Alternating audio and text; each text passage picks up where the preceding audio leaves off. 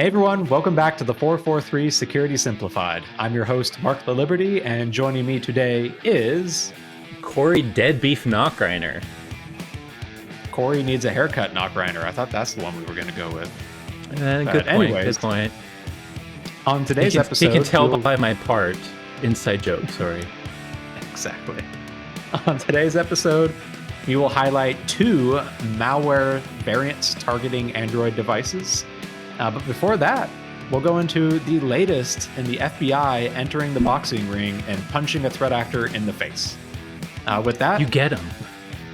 Let's go ahead and fly our way in with our drones. Hook our way in. You said boxing. You had all kinds of opportunities to build off boxing. Uppercut our way in. Nothing about boxing. Bob and weave our way in. Slip our way in. Float like a butterfly, sting like a bureau. There you go. Go FBI.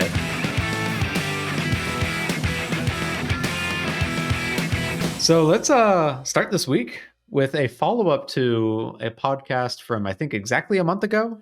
We recorded it at the end of July. So by the time you're listening to this, probably about a month.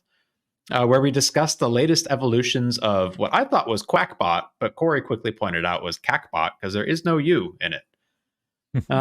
If you remember, that episode a month ago was on some recent research from Zscaler talking about some of the latest evolutions of how the Qakbot botnet malware was being delivered, a move from OneDrive files to using HTA and PDF files attached to emails. Well, last week, the FBI announced that they had successfully completed a multinational operation to disrupt the Qakbot malware botnet, which they called, probably my favorite operation name so far, Operation Duck Hunt. So Qakbot, as I think we highlighted in the last episode, it delivers other malware payloads, including prominent ransomware variants like Conti and Revil and Black Basta most recently. And as a part of this operation, the FBI was able to gain access to Qakbot's infrastructure, which we'll get into the weeds on that in a little bit. They found over 700,000 victims worldwide, with 200,000 of them being in the US. And they ultimately disrupted the botnet by redirecting Qakbot traffic to a bureau-controlled server and then instructing the victim computers to basically download and execute a uninstaller file that removed the malware and then prevented any additional malware from being loaded through the Qakbot botnet. So, pausing for a second, I always knew Qakbot was big. It's one of the more prominent botnets that we've seen over the last 5-10 years. But 700,000 victims is a pretty substantial number. Yeah, almost a million. That's a pretty huge botnet. A lot you can do with that. And 200K in the US is relevant. Yeah. And then second item, so this is yet another instance of the FBI going on the offense and taking down cyber threat actors. And I think we've talked about this in the few times under the context of Cyclops Blink. There was the exchange. What was it? Forgot the name of the fancy word for it. Proxy logon shells that were being dropped by Chinese-based threat actors. And it seems like lately the FBI has found a legal avenue that so far has not been challenged, or at least successfully challenged, that lets them effectively, like in this case, they were downloading a file they created onto victim computers and executing it. And this is it's an interesting period. I mean, before things like Cyclops Blink, I think it was necessary to take that action, and they did find a legal avenue of doing that. But this is the kind of thing that I like the result, but you always worry about, just by principle, running a file on someone else's computer without their knowledge, really. I mean, you would not know at all. Now, it sounds like they did it very well. Technically, I do trust the FBI. I know there's listeners out there that may think everyone's out to get them and there's a deep state or whatever. But I actually do think the FBI in campaigns like this or missions like this aren't trying to gain illicit access to the computers, aren't trying to do anything bad to the computers that they're trying to save. And frankly, actually don't even want to know about them. So we have some personal experience that they try to do no harm whenever they're doing these actions. But it definitely is interesting that, they are now, technically they're doing what the threat actor is doing. They're using the threat actor's own command and control channel to do it. They're just doing it for a good guy reason. And again, really like the outcome of this, but it is interesting that while they found this legal avenue, that knowing the security industry and the kind of principle, the worry of if there was ever bad actors in someone as powerful as an intelligence agency, the kinds of things you could do with this capability. So I do find it interesting, although ultimately I like the result of this whole mission. And so I'm going to preface this with I'm not a DOJ attorney or a member of the FBI. And so I'm sure I'm getting some of this wrong. But if I remember right, from how I've had this process explained a few times in like events that Corey, you and I did, and also at Yeah. other events that we've just attended, they're basically using the same legal avenue that they use when they like execute a search warrant on, let's say, a drug trafficker's house. So they get a warrant saying that they have suspicion to believe there is illegal activity going on in the house. They state exactly what it is. They think that there's, a meth lab in the kitchen or whatever. As part of that warrant, they're allowed to go in and collect that evidence and any other associated illegal evidence they find while they're in there. And they're able to take that out of the house. And they've been applying that to computers where they say, okay, we know there is malware located in this specific directory on the infected devices. We know it's doing this. We are going to go into that house, that computer, collect that evidence and remove it. And that's effectively what they're doing. Obviously, it is not a direct parallel. Like we're talking computers and not knocking on someone's door and taking a bag of drugs. But that seems to be the avenue they're taking in this to justify the kind of offensive actions they've been doing to disrupt these threat actors. Absolutely. And again, by the way, I do kind of support it. To play like the devil's advocate, though, I would say that in the search warrant example, even if you're a victim, sometimes you have a search warrant executed on your place, so that's okay. But as a victim, you still have to answer your door. And by answering your door, you now realize the FBI is doing this. In this case, the actual people, while there's a search warrant to search their computer, the victim has no clue what's going on. They never have a chance to answer their door. There's never a mechanism where they see the search warrant directly. So I don't know how this will go legally. If anyone does challenge it, it'd be interesting to see one day. But to me, that's the difference with the analogy. In the physical world, it at least gives the victim the opportunity to know something's up. And that in some cases is a good thing, right? Like if there's malicious stuff on your hardware and the FBI has to come knock on your door to mention, hey, we need to look at this hardware because there's something bad going on. At the very least, even if you didn't like the FBI, you now know and can look at your own hardware. So it'd be interesting to see how it goes. I like the result. I don't think there's any malicious intent in it, and I like that they found a way to try to figure this out. But I'm curious how the more kind of privacy part of the security industry will think about this. Oh, they'll hate it. But the FBI they do proactively try and reach out and do victim notification. In fact, they partner with some external like private organizations to try and help facilitate that too.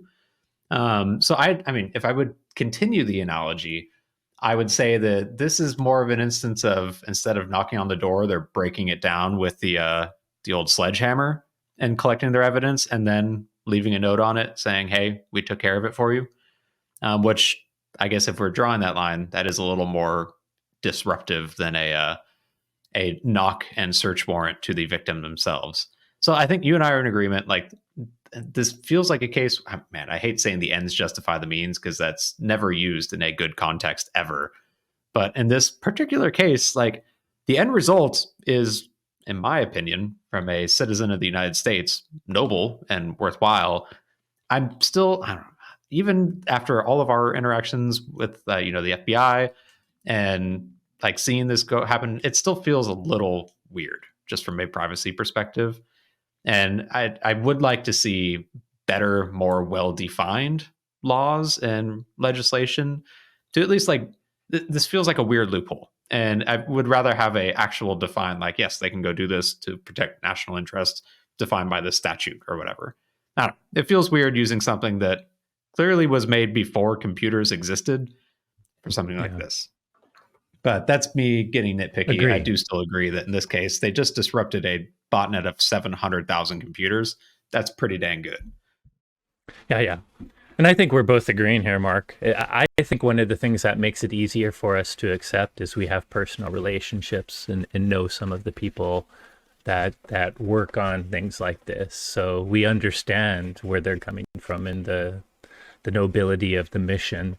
But the reason I care about principle and even the ends shouldn't justify the means, like I think Stuxnet, I don't want Iran to have nuclear enrichment, but I'm not sure if the ends justify the means to open the door of Pandora's box to nation state super advanced malware, which is now becoming a huge issue across the world. So I don't like ends justify the means. So I am comfortable with it because I know the FBI, but I think the whole principle idea is leadership changes a lot in government, and sometimes leadership can be taken over. Shoot, if you look at the politics in this country, everyone will have different opinions, but there's situations where we have things that some people call an insurrection. So I think people worry about too much power in any organization. And that's why I really like and reacted to your point of I would rather them have a very specific use of this instead of, like you say, relying on an old school law for gathering physical evidence, have a very good way of doing this that is part of cyber law. And even if it's done privately, has enough checks and balances with multiple different agencies so that it's not abused ever. Yep. So we both love the current FBI. I think I'm absolutely happy with the leadership and the people running it. I don't think there's any bad stuff going there. But I think there's a reason the founders of our country created checks and balances, because they know that bad actors can get into positions of power. Cool. Yeah, I agree. A few other bits from the takedown. So the FBI noted they found, quote, numerous account credentials that were compromised by the Qakbot actors. They went and provided those credentials to Troy Hunt and haveibeenpwned.com. The Dutch National Police set up their own website where you can go search to see if you were a victim as well, too. They also noted they seized $8.6 million in cryptocurrency obtained through these illicit actions on the botnet. It's a pretty sizable amount of cash. And then alongside the takedown, the FBI and CISA released an advisory. It's AA23-242A, which details Qakbot and its infrastructure and everything right before the FBI pulled the plug. And there were a few interesting bits in there. So they highlighted it had a multi-tiered command and control infrastructure designed to protect basically the mothership, for lack of a better word. It had the 700,000 victims worldwide. Some of those victim botnets would be promoted to what the FBI and CISA called super nodes. Those super nodes were kind of the controllers for little groups of bots. They would then connect to the mothership through a set of tiered proxies as well, too, to try and protect that identity. So you presume the FBI got access to potentially that central mothership control server, or potentially the proxies to be able to relay their own commands through. They weren't specific on the details on how they were able to take this over. A few other, if you're looking for IOCs or IOAs, the FBI did provide the file hash that they used for the uninstaller. You can potentially search through your logs and telemetry from EDR or endpoint to see if that file hash popped up anywhere on your network. If so, the FBI hand delivered it to you. Thank you very much. They also provided some registries to go look at. Qakbot during normal operations will obtain persistence by modifying a registry under HKCU, software, Microsoft Windows, current version run, basically one of the auto run directories. Interesting bit from this, though. So, Corey, a lot of the malware that we look at, this is a pretty common persistence mechanism to add like a auto start command to this registry location. A lot of the malware I see, they'll add that when it installs itself or set it up. So it's just sitting there, and you can at any point in time go review that registry and see that indicator of a potential compromise. Qakbot, though, it actually deletes that registry while it's running. And it's only when it sees a reboot occurring on the system that it quickly goes and adds it back right before the reboot. So you can still, if you've got tools like our EPDR that monitors write access to registries, you'll still see it being modified. But if you go look in the moment while the malware is running, you would have missed it. That was kind of an interesting like evasion technique, I thought, while still maintaining persistence. Yeah, smart of Um, them. Unfortunately, smart of them. Yep, unfortunately smart. It also sets configuration info in HKCU software, Microsoft, and then just a random string for the key location. So if you see any of that, potential indicators you were a victim, looking for the file hash is a good one too.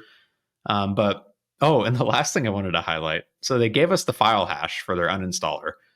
The uninstaller was basically they used effectively a cryptor in order to hide the actual uninstallation executable. So the uninstaller would go and decrypt the payload from itself and then execute it in memory, which is pretty dang close to what actual malware does, to the point where it was getting Totally. flagged on virus totals malicious. And I have Yeah, to that I imagine. found interest. Oh, go ahead. Finish your thought, Mark. Sorry. Oh, so I'm just my. I think you and I were going to say the same thing. Is at the same time, the FBI is trying to deliver something that doesn't get blocked by endpoint protection tools on the endpoint. And so it makes sense to add their own evasion techniques to make sure it could execute. Well, yeah, I was, and to me, it's a good and a bad thing because we just had a discussion about people who might be nervous about the government doing actions on their computer. And I personally interpret this as something they had to do. Again, unfortunately, we know from personal experience when you go up against highly advanced threat actors, whether they're a nation or a highly advanced criminal group, it's a cat and mouse game. It's a battle. Once they found out you're in your, of them being in your system, you may be doing an active fight with them. So I presume the encrypted payload was in part to make sure they could properly install their installer because of other security controls that might catch it, but may also be just to make sure the threat actors couldn't easily reverse what was going on until they had taken their action. So I can see great reasons for them to do it. But if you have that paranoia set up, if you're someone that is afraid of the government touching your computer, it would definitely trigger you knowing you're getting an encrypted payload. Yep. Anyways, definitely interesting. Smart of the FBI too. It's good to know they understand evasion techniques well, which of course they have. I mean, it's how we find the bad guys, by finding these evasion techniques. But it's interesting how you have to act like a malicious actor sometimes in order to take actions without being caught or stopped by some other application. Yeah, absolutely. So as of right now, like the details are still pretty light on the like actual details of the takedown. But so historically, the FBI has been pretty open about going into more in depth over time about how they did the operations after the fact. So I'm hoping sometime in the future we're able to see like some of the nitty gritty about how they were able to infiltrate and then disrupt and ultimately take down this botnet beyond just the file that they shared with us. Overall, it's a win. Botnet disrupted. Corey, before we move on, what are your thoughts? Is this the last we will see of Qakbot? Is it gone for good? I think our default answer to that is no. It sounds like it was an operation enough that it might be a rebuild from scratch type of situation, but these threat actors still have source code. They'll learn from how we don't know how they got access to the panel that allowed them to take control, but the threat actor probably has some ideas. Source code gets traded, sold. I'm sure we'll see something that has pieces of Qakbot that maybe is named a new thing or a new variant in the future, unfortunately. Until And they I don't. can, the FBI is working on that side too, though. I mean, the real way to stop these groups is to actually arrest some of the actors. Otherwise, they will just rebuild. But I do see the FBI always trying to do that and trying to I don't think we've talked about, maybe it's in the next one too, but I think when they can reclaim some of the stolen cryptocurrency, which I think was in this one, right? Didn't they Yep, reclaim about 8 point 8.6 something million. million? Yeah. So that to me is more effective at keeping Quackbot down in the future, not because of anything technical, but because the threat actors, if you dry up how they're actually making money, that will have a big effect. And the FBI isn't dumb. They recognize that disrupting a botnet doesn't mean it's gone for good. But the way they've described it is their options are to either do nothing or do something. And doing Yeah. something still, adds cost to that threat actor. Their job is to Their goal is to, if they Absolutely. can't throw them in prison, at least make it more costly and more Costly. difficult for them to execute these attacks. And to that point, And in rebuilding your either entire case, botnet from scratch is costly. big deal. And I think at the very least, we will get a reprieve, right? I mean, in lots of different ways. There were 700,000 computers out there that may have been DDoSing folks, may have been trying to spread more malware distribution. And even if they do rebuild, it's going to take a few months, if not more. So good job, FBI. Yep. And Great job. NCSC and all the other, international organizations that participated in this takedown. Nah, it was just America. Go America. Merca. I'm sure our European friends would love it if it was just the FBI reaching into their European computers to fix stuff too. That would be a fun GDPR exercise. Yeah. How to lose friends 101. Moving on though. So last week, Trend Micro published a research blog into an Android malware that they're calling MMRAT, which is capable of executing bank fraud on victim devices. They named it after the package name. So if you're not familiar with Android packages, it's similar to Java namespaces where you do com dot, usually the organization name, dot the application name. And in this case, it was com.mm.user was the package name, hence the name MMRAT. They noted this particular threat has been targeting mobile users in Southeast Asia since June 2023 or so. Most of the samples were downloaded from phishing websites disguised to look like official app stores. They gave some screenshots of in Vietnamese and in Thai, including one that looked like a Thai government entity. And at the time of their post, they noted that all of the malware remained undetected on VirusTotal. So it was doing a good job of flying under the radar. And before we jump into like the details of this, I'd labeled this type of malware that, yes, it is a malware file on Android, but as you'll see, it's going to abuse some of the tools built into the Android operating system. And it kind of feels like this pseudo Android living off the land attack, even though it is on its own a malicious file, just in the way that it operates with the operating system. So it relies on a couple of key features, one of them being the Android accessibility service, basically the way that as a impaired individual, you can use like a screen reader on your phone, or maybe something to help you type out using a text to speech or speech to text.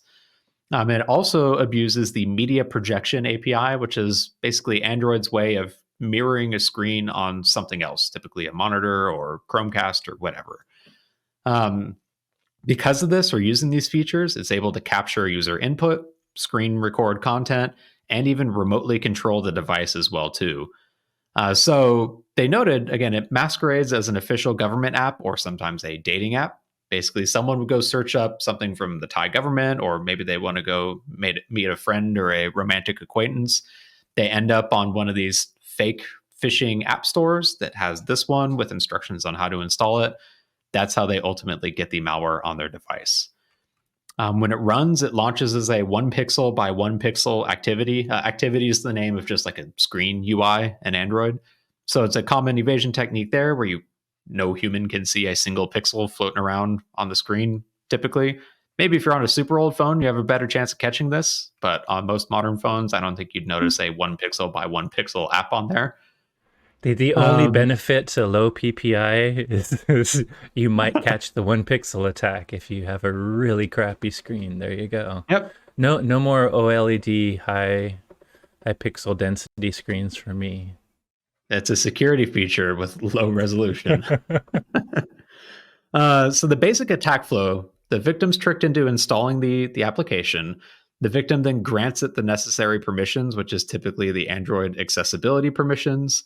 It then gathers device information, personal information, sets up a keylogger, sends that to a remote command and control server.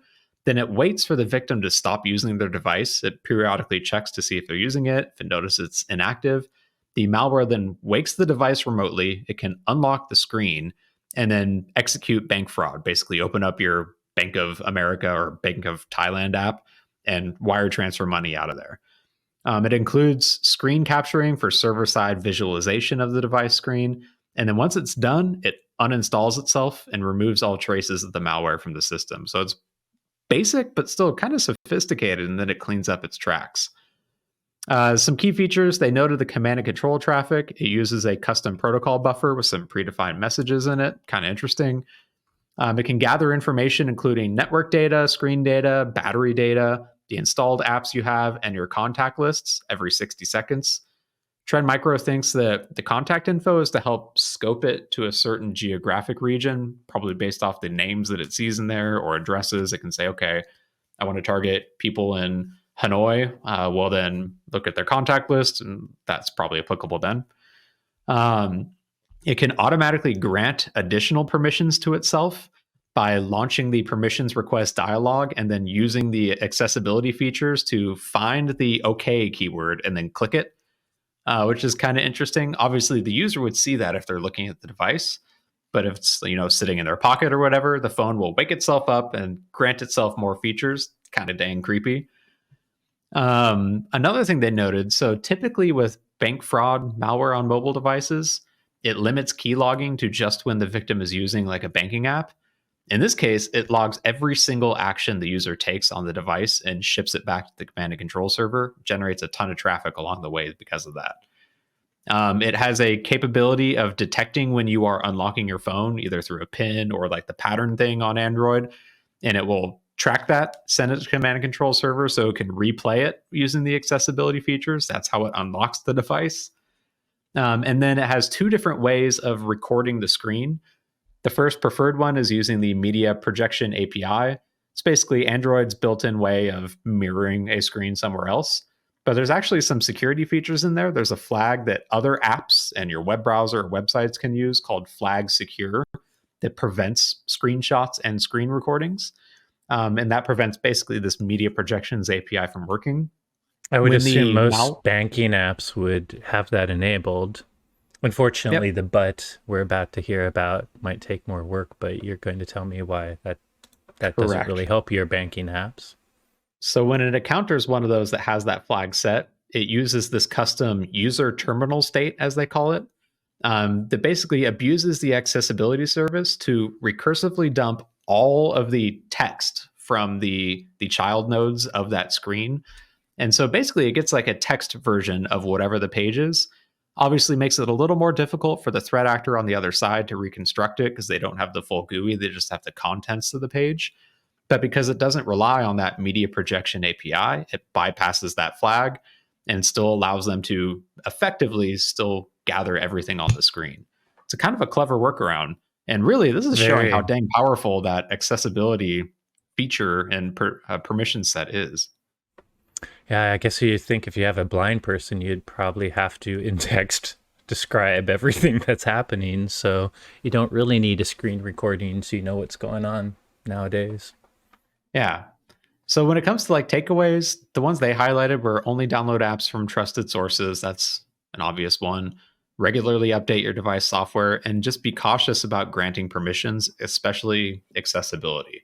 And I have to admit, I think the last time that I granted accessibility permissions was like one of my password managers, I think the AuthPoint one, because it's the same permissions they use to put an overlay and allow you to copy paste text into an app or a website.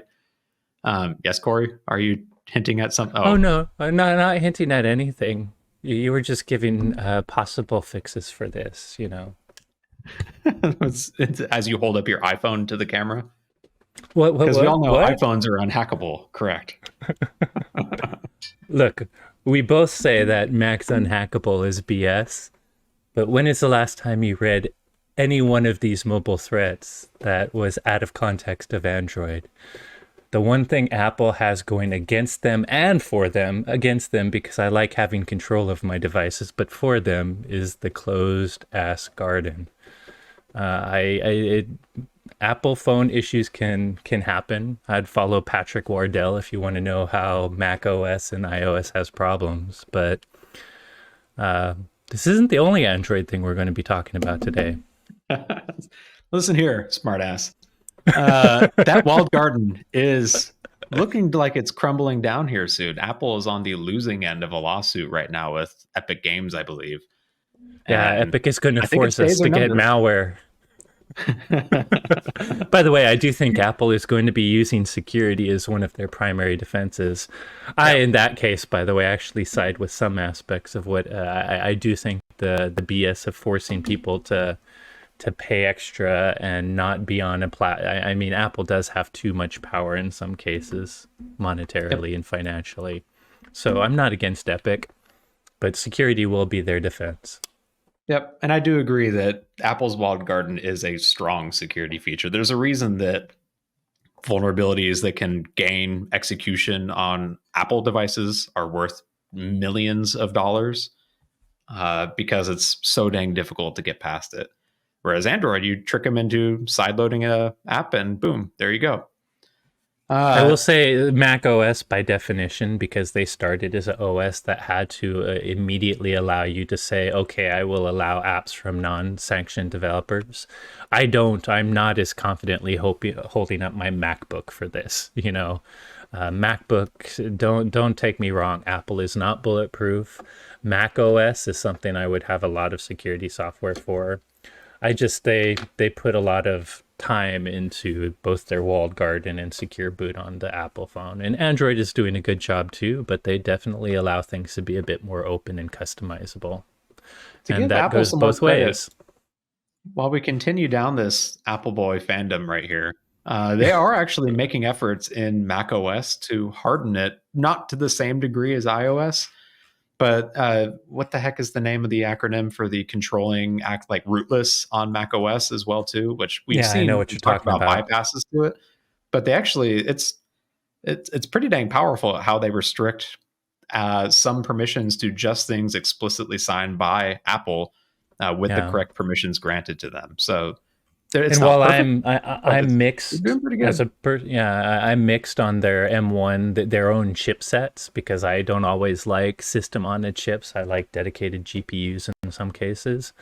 I actually think the fact that they now have their own compute, their own CPU and their own chipset just means that their TPM-like enclave is just going to get stronger and stronger.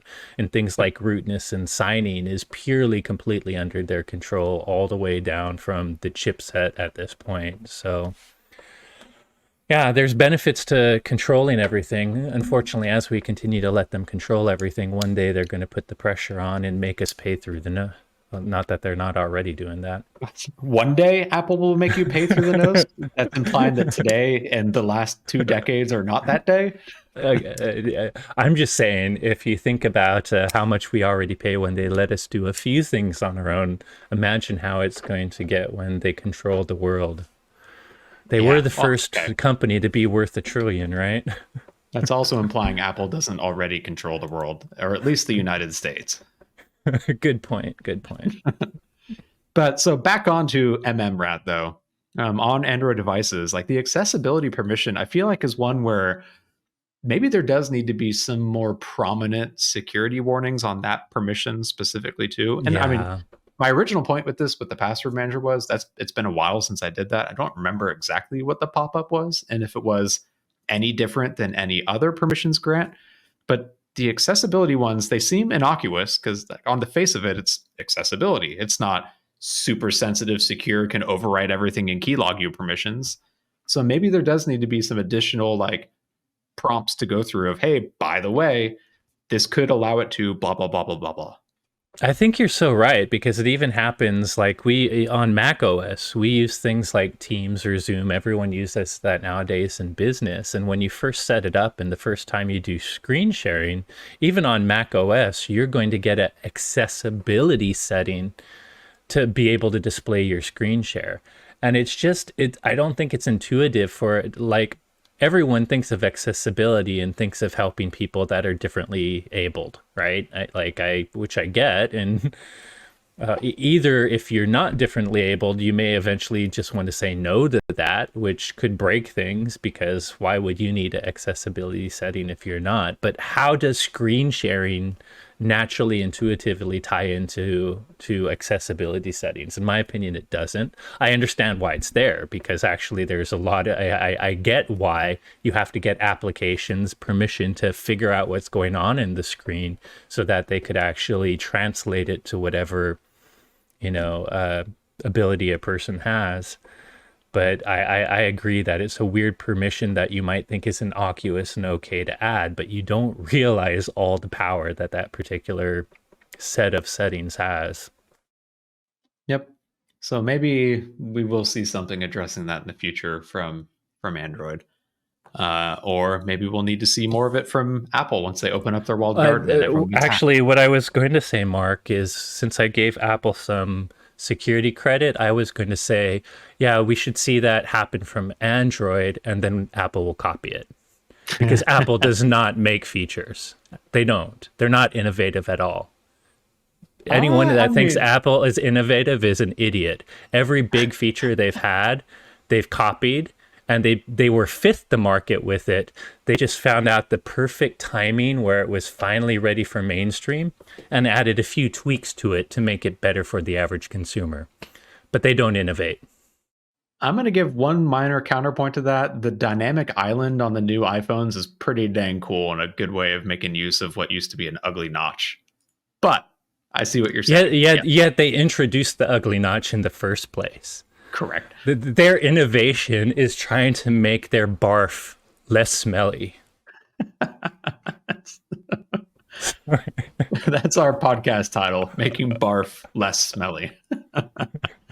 Anyways, as Corey hinted at, this is not our only Android malware story. To close out this week, the UK National Cybersecurity Centre, and that center spelled a little funny with an E on the end of it, published an analysis alongside... Those freaking Brits need to learn English, man. Come on. Learn to spell from people that really know. Historically, we know so well here in the United States. Why are you adding that weird E? We definitely have the best words. Yes. Yeah. They published an analysis alongside the USA's NSA, CISA, and FBI last week, detailing a collection of Android malware components, which they are calling Infamous Chisel. I don't know what the relation is for that. I do know that NCSC and the FBI like to come up with pretty funky and sometimes suspect names, and this is going in that category. So they believe that these tools were developed by Sandworm, which is the name given to the Russian GRU military hacking unit that Corey and I both passionately hate with every fiber of our being. They're not the cool rideable sandworms from Dune. They're a-hole sandworms. The crappy ones. That you can step on and crush under the heel of your boot. America. The malware includes functionality to enable persistent access to infected Android devices over the Tor network. It also periodically collects information about the victim devices and exfiltrates that out to the threat actors. It can identify information like the system device info, applications installed on it, including applications specific to the Ukrainian military. You can see where some of that attribution might come in here. So I found it in that was very interesting. If you read the very technical paper on this, I like that they list out all the commercial applications and directories we'll talk about probably later that this malware looks at. But I love there's always at the end and some military applications, but no details about directory structures. So I thought it was cool, but also like I immediately wanted to know, I wonder what kind of applications those are and what their directory structures look like. I want to believe that they're using like a hacked version of DJI's like drone controls to fly their little cardboard drones into Russian targets. If they're doing that, I hope they're hacked. Otherwise, one of our predictions will come true. They better not be using off the shelf. Yes. Anyways, so additionally, this malware actually has the ability to scan, like you mentioned, local files to gather interesting information based off of a predefined list of extensions. It can also periodically scan the local network to gather information about active hosts, open ports, and banners for services running on those ports. And then it can provide remote access through the Tor network with a hidden service that forwards basically a modified drop bear binary, drop bear being a kind of popular, at least from Russia, SSH server executable. So in their advisory, NCSC described several different components. There was one called NetD, which performs automated information collection and exfiltration. There is Killer, which is responsible for killing the netd process, probably for evasion purposes. TD, which is the Tor application with no obvious modifications. Blob, which is used to configure the Tor component. TCP dump, which is TCP dump with no obvious modifications. And then NDBR underscore ARM71 or underscore I686 or just DB, which is this multi-export utility that includes dropbear, SSH, SCP for file transfers, Nmap, and quite a few different other applications as well too. By the way, just a aside here, well, I'm sure you'll talk more about it too, but looking at things like their Tor use of Tor, their multiple versions of like x64 or 32, we're starting to get sandworm. You can definitely see how tools, tactics, and I always mess that up. Is tools, techniques, and procedures? Tactics and procedures. Thank you. You can kind of start to see that as you look at these threat actors for sure, as we learn how they use things like Tor and even some of the other scanning and things this malware does. Yep. So the NCSC doesn't actually know how they initially gain the permissions to install this tool set, but they do know once it's running, it maintains persistence by replacing the legitimate netd system binary with their malicious one instead. It actually backs up the legitimate one to netd underscore in the same location. And when the malicious one gets executed, it will then go fork and execute the legitimate one and pass through all command line parameters that allows it to basically retain its functionality and allows the malicious one to execute as root on the system. They don't know how it got there, but they know that's effectively what happens when it gets there. Yeah, I was interested in them not knowing how it got there, though, only because netd is a core component and in my opinion, I think it requires root in order to replace it in this manner. Yep. So they must have gotten root at some point. So this isn't just a flaw that's a local user flaw. Whatever they're exploiting, they're doing something to get root on an Android device. Which, if these are targeting military Android devices, that becomes very interesting. That's very significant. Quickly. Yeah. So, because you have to imagine, I can't imagine actually, maybe the Ukrainian military is getting phones shipped from Best Buy and tablets shipped from Best Buy. It's possible. I hope actually not. I hope not. But you would think that they'd have specially hardened systems. Yeah, when you think about our White House, who wouldn't give up BlackBerry forever until they started accepting, hardened, specialized versions of Android phones, you'd hope other states could do that. But I guess that has to do with your level of finance, resource, and effort. Yeah. And then that all is stuff that's probably starting to flag with Ukraine without support from the community. So I was going to start that sentence with, I'd be surprised, but they're literally flying drones made of cardboard. And so maybe they do just have to resort to off the shelf sometimes. On the plus side, they're doing pretty kick-ass things despite the cardboard drones. It's amazing what they're doing. Don't get me wrong. The drone wars are now the most interesting thing that in my life right now, and how we're going from, these first Predator drones that cost millions of dollars to the equivalent of a DJI Maverick to now literally it's made of folded cardboard with a little propeller and bombs inside. It's crazy how much they're innovating. The only downside of this is, as a drone enthusiast that has no desire to spy on anyone or blow anything up, the fact that they're showing before, everyone talks about the worst case of how you could deliver stuff to criminals, blow things up, and I was like, people don't do that, so stop regulating me. But unfortunately, I agree with you on the drone wars being interesting, but they're starting to prove the fact that it actually doesn't take a lot. So I hope they still let hobbyists like me have fun with drones too.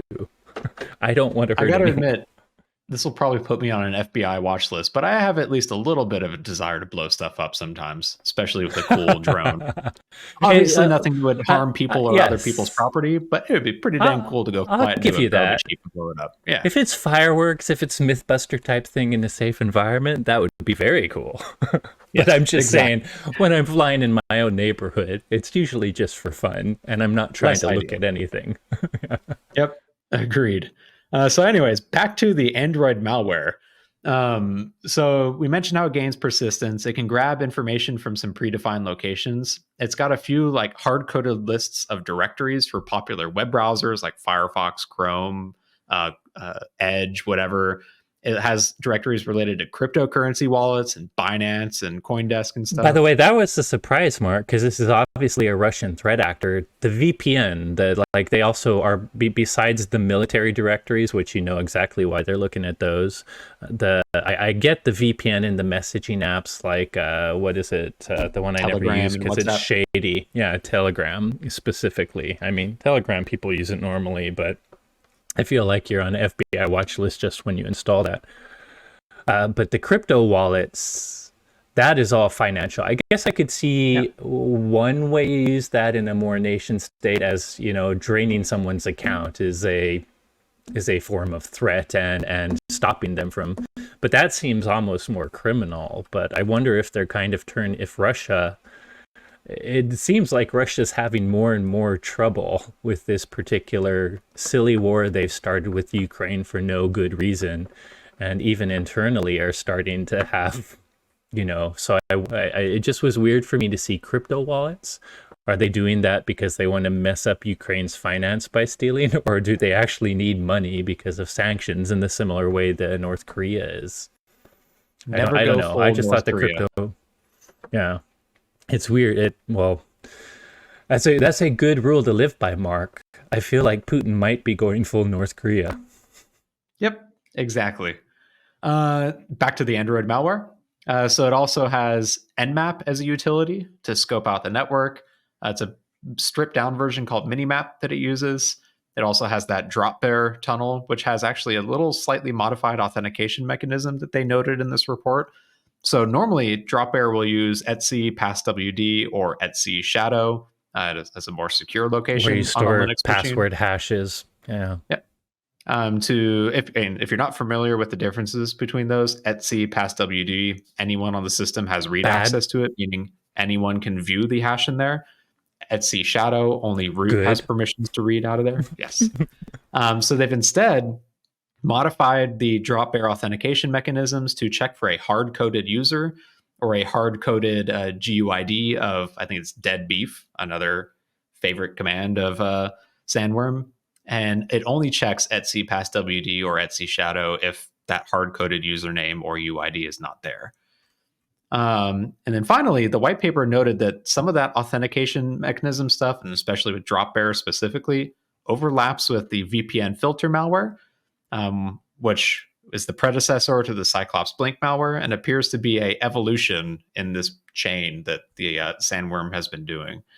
So there's some more little bits of potential attribution as well too, pointing it to Sandworm. But I guess we've kind of already talked about this a bit. It's the military targets on here makes sense why the GRU would be targeting mobile devices, but it seems like there's potentially civilian or non-military targets of this as well too. Now we didn't get a list of the actual victims from the NCSC at all. Um, I guess we could do some proactive threat hunting with some of the hashes we have and look up who's uploading to virus total. But I knowing Sandworm's modus operandi, they don't seem to shy away from targeting civilian victims with their threats as well. So, Another thing not that great. North Korea is good at. Targeting civilians in movie studios. Yep. So, if you are an Android device owner, I guess be very wary of rooting your device or allowing permissions or downloading stuff from shady locations. With power comes great responsibility. Apple Exactly. just takes away your power. It's a correct statement. And they charge you an extra $200 per device for that. No power and pay more. Exactly. But you get a shiny little apple and a sticker that comes in the box. Status symbol. Yes, exactly. That's I'm frankly tired all of they being are. blue checkmark shamed. But I guess, I don't know, same takeaways. We don't know exactly how they got on the devices. That is one massive clue that still needs to be uncovered. But it is still interesting seeing some of the latest tools exposed like this. And I don't know. If you are a Ukrainian government agent, maybe be careful of what you install on your Android application or your Android tablet. And I'm just saying it in a different way, but I think the reality is 5, 7 years ago, Mark and I would talk about nation state act or state sponsored actors. And it was interesting, and we would warn you that the techniques would trickle down to cybercrime, and that's why you need to learn about them. The truth is, every private citizen, even a small to medium business, you are now under threat of state sponsored actors. VPN filter proves that before even Cyclops Blink with off-the-shelf Linksys routers. So if you think these super sophisticated nation states don't care about you, you're wrong. They may not directly give a crap about you, but you're a gear in the machine that they can use against other states, as they've shown in building their botnets or going after random mobile devices now. So more sophisticated cybersecurity, unfortunately, is required even for smaller victims or smaller organizations, I should say. I'm normally the one that ends with the doom and gloom for the episode. This time it was you. I don't have anything happy to say. We're all screwed. Hey, but we can enjoy our fun drones and blow shit up before it all ends. Sorry for the beeping, editor. Well said, Corey. Hey everyone, thanks again for listening. As always, if you enjoyed today's episode, don't forget to rate, review, and subscribe. If you have any questions on today's topics or suggestions for future episode topics, or if you want to just yell at us for making fun of Elon Musk all the time and the terrible decisions he makes, you can reach out to us on X or Twitter or whatever. I'm at XORRO_. Corey's at SecAdept, and the both of us are at hashtag the 443 podcast. Thanks again for listening, and you will hear us ramble on next week. Okay, bye. I love that ending. Mark takes tips in NFT too, by the way.